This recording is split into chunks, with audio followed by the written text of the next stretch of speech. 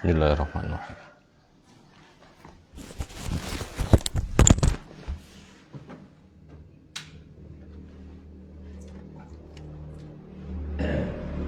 Assalamualaikum warahmatullahi wabarakatuh.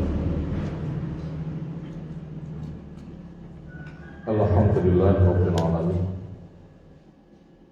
Alladzi hadana li hadza wa ma kunna linahtadiya laula an hadana Allah.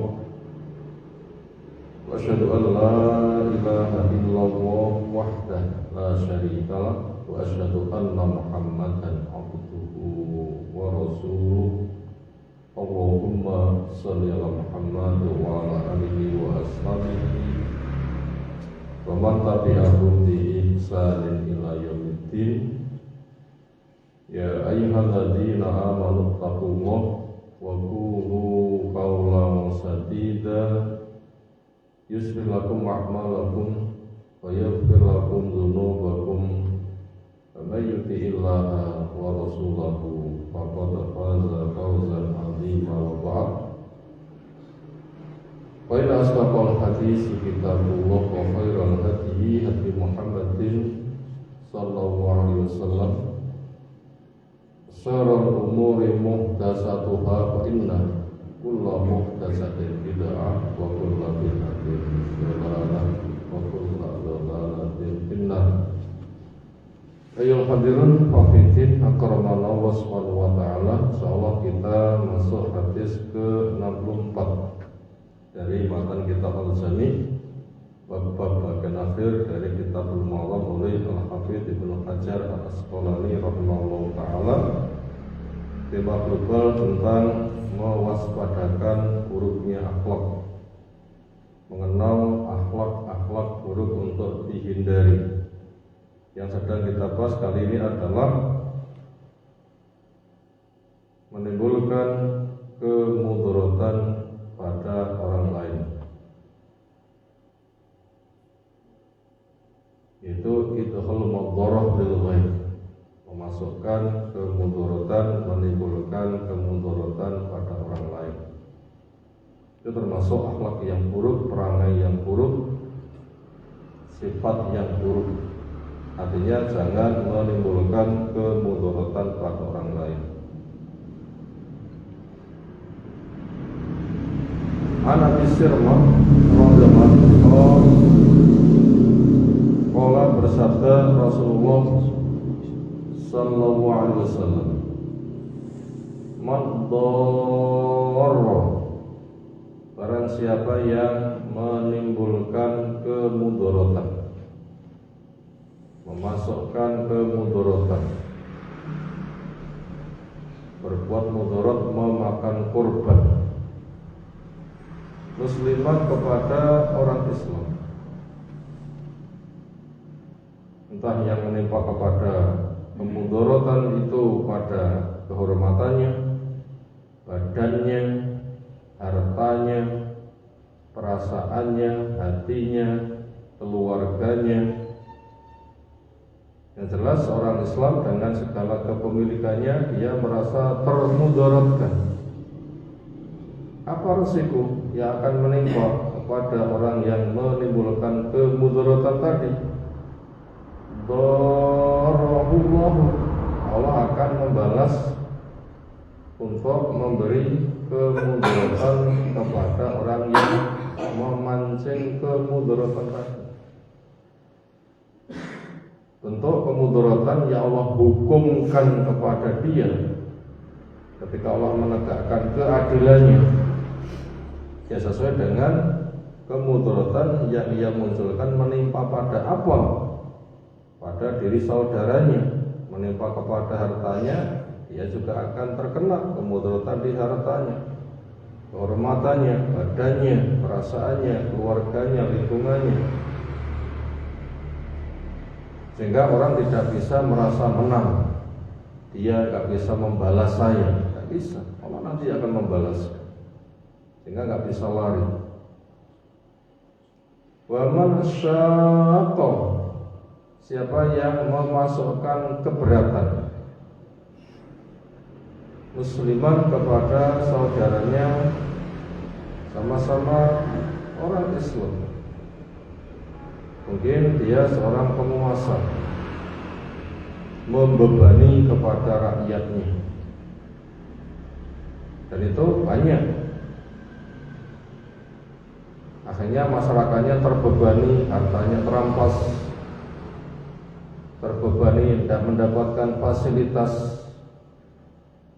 terbebani tidak mendapatkan pengajaran, pembimbingan, keamanan, sehingga rakyatnya merasa tertekan. Padahal dia sebagai penguasa mestinya untuk melayani, untuk membahagiakan. Sebagaimana orang tua ingin menghantarkan anak-anaknya agar jadi generasi baik masa depan, tapi itu ditindas. Mungkin dia punya pemikiran, saya penguasa yang kuat, masyarakatku tidak bersenjata, nggak mungkin mereka mampu mengalahkan saya. Taruhlah andaikan itu sampai terjadi kondisinya, apakah memang dia bisa aman-aman saja? Jawabnya tidak, karena Rasulullah menjelaskan syaqau alaih, Allah juga akan menimpakan keberatan kepada dia sesuai dengan perbuatan dia ketika Allah menegakkan keadilannya. Akhrajahu, meriwayatkan hadis ini Abu Dawud wa Tirmidzi wa hasanahu, dan menilai hadis ini adalah hasan sehingga bisa menjadi landasan hukum. Ayo ikhwah, azza subhanahu wa ta'ala, apa saja pelajaran yang bisa kita ambil dari pembahasan di atas? Poin yang ke-64, bila kita pasang tema yang ringkas, adalah resiko pemudorotan. Makna pemudorotan yaitu orang yang menimbulkan kemudorotan, yaitu resikonya apa yang akan ia terima. Pelajaran pertama, kondisi awal orang itu baik. Kondisi awal orang itu baik, kecuali terbukti kejelekannya. Kecuali terbukti kejelekannya, maka menimbulkan kemudaratan, keburukan tanpa bukti, itu termasuk perbuatan dosa bahkan besar. Dikatakan kondisi awal orang itu baik, entah kondisi awal ketika dia dicipta, itu jelas baik karena fitrah, atau kondisi awal ketika pertama kali ketemu, pemikiran A ketemu B pertama kali, ya berpikirnya dia adalah orang baik. Tidak boleh curiga orang buruk, karena kondisi awal itu adalah baik, kecuali apabila memang telah terbukti kejelekannya, keburukannya. Setelah bergaul sekian waktu, oh ternyata ada bukti keburukannya, ini itu, sehingga ketika dihukum itu nggak mengapa karena terbukti. Tapi kondisi awal itu baik, nggak boleh menimbulkan kemudaratan, curiga, kecuali terbukti keburukannya.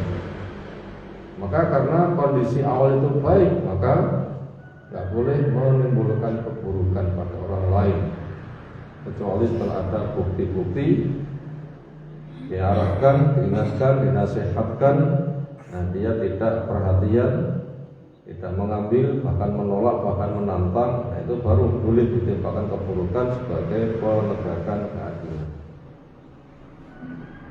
Bacaan kedua, orang yang menimbulkan kemudaratan itu sebenarnya lemah. Orang yang menimbulkan kemudaratan itu sebenarnya lemah, walau dia merasa kuat. Walau orang yang dizalimi itu lemah.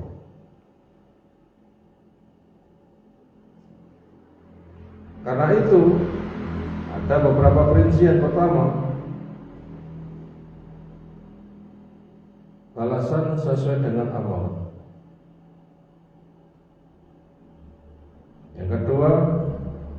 doa orang yang dizalimi itu mustajab. Yang ketiga, Allah akan membela kepada orang yang dizalimi. Allah akan membela pada orang yang dizalimi. Tahu apa yang kedua? Orang yang menimbulkan kemudaratan itu sebenarnya lemah, walau dia merasa kuat. Walau orang yang dizalimi itu dianggap lemah. Kenapa orang yang menimbulkan kemudaratan itu lemah? Kalau dia merasa kuat, jawabnya karena akan ada balasan. Akan ada balasan. Ada perbuatan, ada balasan. Dan dia tidak akan pernah bisa mampu untuk menerima balasan, karena al jazau min jinsil amal. Balasan sebagaimana perbuatannya, akan berlaku hukum itu. Yang kedua, bahwasanya doa orang yang dizalimi itu mustajab. Makanya orang yang menzalimi tidak bisa menolak, karena kezalimanmu terbatas. Orang yang dizalimi doanya mustajab kalau tidak bisa melawan. Lalu yang ketiga, Allah akan membela kepada orang yang dizalimi. Seringnya orang yang menimbulkan kemudaratan itu merasa kuat. Bahkan aku kuat, kadang semena-mena bertindak sana sini, apalagi penguasa. Seringnya ada rasa begitu, makanya berani menimbulkan kemudaratan. Kenapa? Merasa kuat. Sebenarnya orang itu lemah.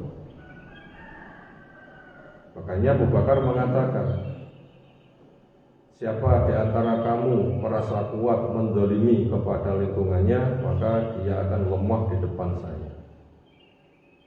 Artinya tidak dibela. Tindakan semena-mena menimbulkan kemudaratan, walaupun dia itu kuat, maka dia akan lemah di depan saya. Kenapa? Penguasa mampu menindak. Itu orang yang menimbulkan kemudaratan seringnya merasa kuat, sehingga berbuat ini itu sakarepe. Sebenarnya itu lemah sebenarnya. Walaupun orang yang dizalimi nggak bisa membalas karena lemah. Dia kan nggak punya ini itu. Paling saya tindak ya nggak berani apa-apa. Saya kan kuat, pukul, saya tindak, saya tangkap, saya masukkan penjara. Kadang semena-mena seperti itu. Sebenarnya orang yang kayak begitu tuh lemah. Ya tadi ada beberapa alasan. Pertama, berlaku hukum yang ada di alam. Allah tetapkan bahwasanya semua perbuatan itu ada balasan. Dia nggak bisa menguasai balasan. Kenapa? Dia hukum pasti, sebagaimana nafas menghirup, menghembus. Dia menghirup saja nggak mungkin, pasti ada menghembus. Dia kuat, nggak ada pesaing, nggak mungkin. Pasti ada pihak yang lainnya juga kuat, karena akan menuntut kepada dia. Kalau orang yang dizalimi itu lemah, nanti kan Allah akan membela. Allah akan membela. Maka penguasa-penguasa yang kuat, berapa banyak yang tumbang menghadapi orang yang dianggap lemah. Ada negara-negara yang dianggap lemah, masyarakatnya dizalimi, dijajah, dirampas. Betulkah mereka akan kuasa menjajah selamanya? Ternyata bangsa yang dijajah pun juga bangkit dan akan juga menang dan merdeka. Kenapa? Karena memang ada balasan. Lemah kan anggapanmu, tapi balasan kan mesti terjadi. Dibikin kuat. Di balik itu memang doa orang yang dizalimi itu mustajab. Tidak ada penghalang antara dia dengan Allah Subhanahu wa Ta'ala. Di balik itu memang Allah membuat sebuah ketetapan bahwasanya akan membela kepada orang-orang yang dilemahkan. Berikutnya masuk pada bacaan ketiga. Maka daripada itu, artinya kemudaratan itu ada balasan. Tidak boleh merasa menang, akhirnya semena-mena. Maka dari itu ada beberapa langkah. Pertama, tidak boleh menimbulkan kemudaratan sengaja maupun tidak sengaja. Ini pelajaran untuk menata akhlak. Pelajaran pertama sebagai penataan akhlak. Tidak boleh menimbulkan kemudaratan sengaja maupun tidak sengaja. La dharara wa la dirara. Tidak boleh menimbulkan kemudaratan sengaja atau tidak sengaja.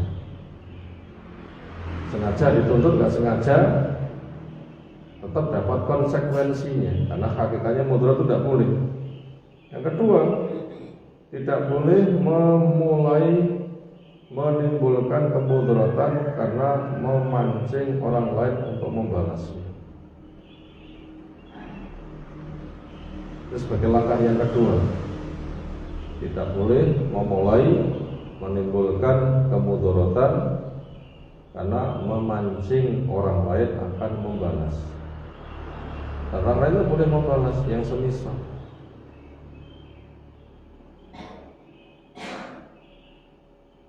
Lalu yang ketiga, memancing mudarat bukan menang tapi memikul dosa double. Orang yang memancing kemudaratan, menimbulkan kemudaratan, memulai membuat kemudaratan, itu bukan menang tetapi akan memikul dosa double. Kok dosa double? Dosa siapa kok double? Dosa dia sendiri menimbulkan kemudaratan. Yang kedua, dosa orang yang dizalimi, dia punya hak menuntut yang semisal. Bila dia dianggap salah, salahnya kan membela diri, kamu kan yang memulai. Salah dia tidak dibebankan kepada dia, karena membela diri saja. Nanti akan dipikul oleh orang yang memulai. Loh, lemah kan kalau begitu. Kami memancing, memikul dosa double.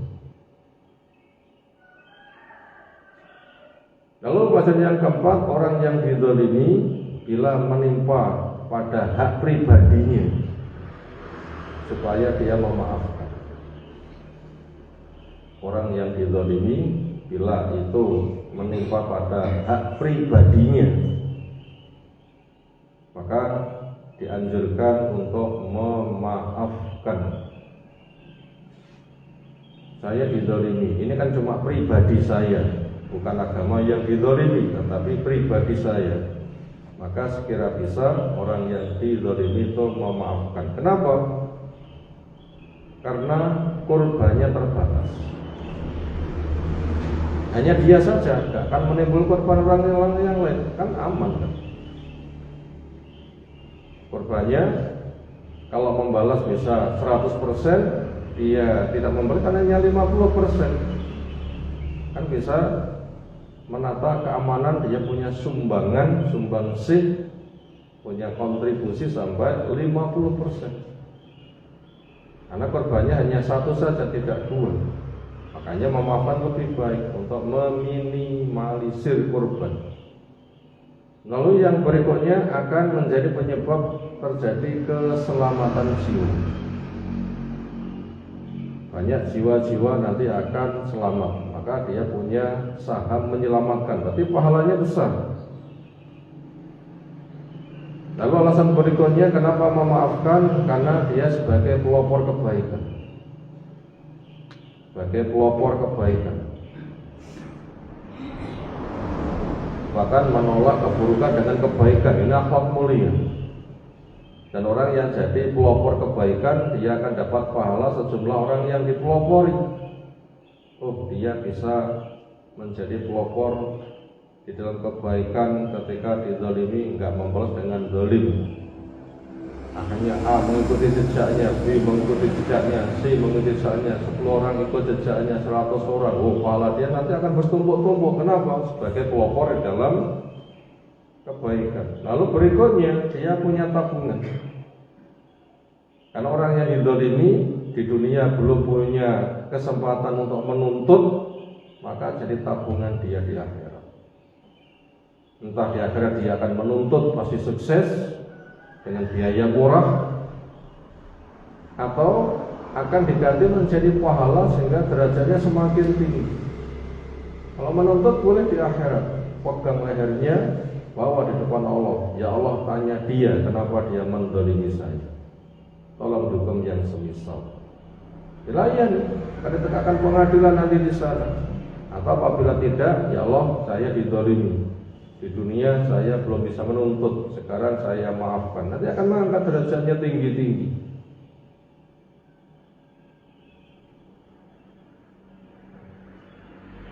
Kemudian fadilah berikutnya, dia sukses sebagai penyebar kebaikan. Itu dianjurkan orang yang dizalimi bila menimpa kepada hak pribadinya seperti itu, karena dia mendapatkan fadilah yang besar. Karena dizalimi itu tertekan, butuh kesabaran, sementara pertolongan bersama kesabaran. Innan nasra ma'as sabri. Insyaallah hadis berikutnya bisa kita kaji menyusul. Subhanakallahumma bihamdika asyhadu an la ilaha illa anta astaghfiruka wa atubu ilaik. Assalamualaikum.